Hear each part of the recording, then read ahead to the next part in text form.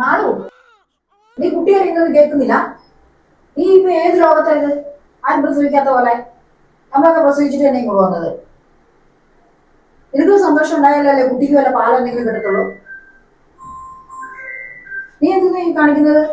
മാളു, നിനക്ക് ഡ്യൂട്ടിക്കൊന്നും പോകണ്ടടാ ഇന്ന്? പോണമ്മേ.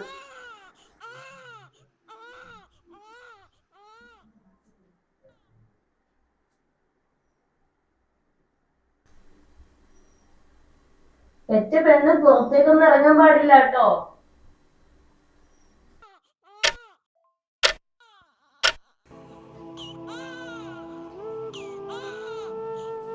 എനിക്ക് സന്തോഷിക്കണം, പക്ഷെ എന്തുകൊണ്ടോ ഞാൻ ഒഴിഞ്ഞു പോകുന്നത് പോലെ. എന്റെ അമ്മയുണ്ടായിരുന്നുവെങ്കിൽ.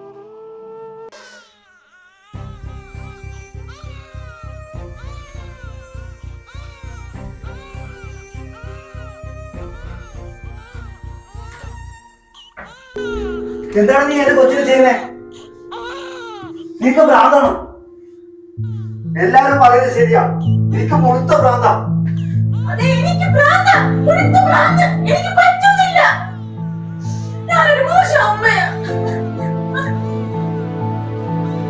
ദൈവമേ, ഇവൾക്ക് ഇതെന്ത് പറ്റി?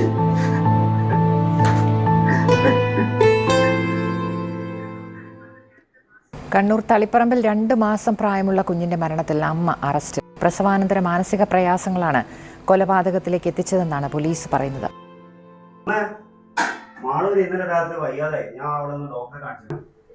ഞാൻ 5 പറ്റതാ ഞാനും. എന്നിട്ട് ഇപ്പത്തെ പിള്ളേരെ ഒരു കാര്യം അല്ല. പിന്നെ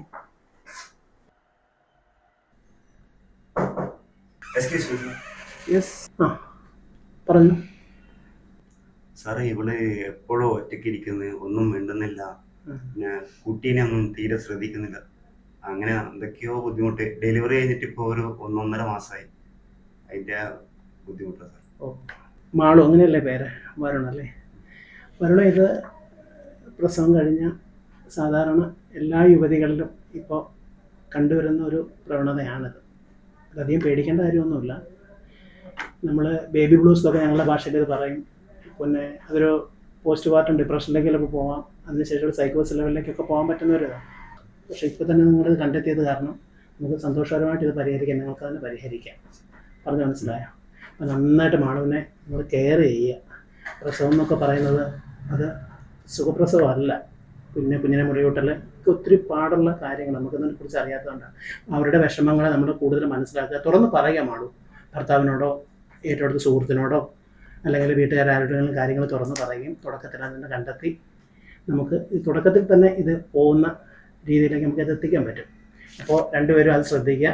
കൂടുതൽ സ്നേഹത്തോടെ കൂടുതൽ മാളുവിനെ കെയർ ചെയ്ത് രണ്ടുപേരുടെ ഉത്തരവാദിത്തമായിട്ട് എടുത്ത് കുഞ്ഞിനെ വളർത്തുന്നത് ആ രീതിയിൽ നല്ല രീതിയിൽ പോകാൻ പറ്റും കേട്ടോ.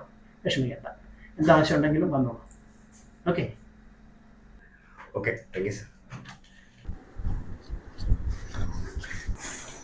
ഡോക്ടർ എന്താ പറഞ്ഞാ? അമ്മ, നമ്മുടെ ശ്രീനാഥിന്റെ മകൾക്ക് പറ്റിയ പോസ്റ്റ് പാർട്ടം ഡിപ്രഷൻ ഇല്ലേ, അതില്ല ഡോക്ടർ കുറച്ച് ശ്രദ്ധിച്ചാൽ മതി.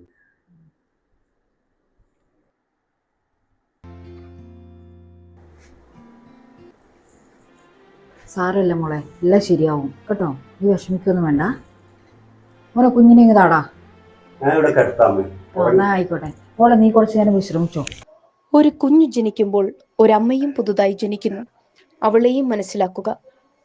അമ്മയുടെ ചിരിയുടെ പിന്നിലെ നിശബ്ദ കരച്ചിൽ പലപ്പോഴും ആരും കേൾക്കാറില്ല. ചിലപ്പോൾ അവൾക്കൊരു കൈത്താങ്ങ് മാത്രം മതി.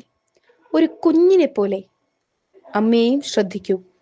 മാതൃത്വം എന്ന മനോഹര യാത്രയ്ക്ക് സ്നേഹപൂർണമായ സമയോചിതമായ നമ്മുടെ ഇടപെടൽ കൂടി ഓരോ അമ്മമാരും ആഗ്രഹിക്കുന്നുണ്ട്.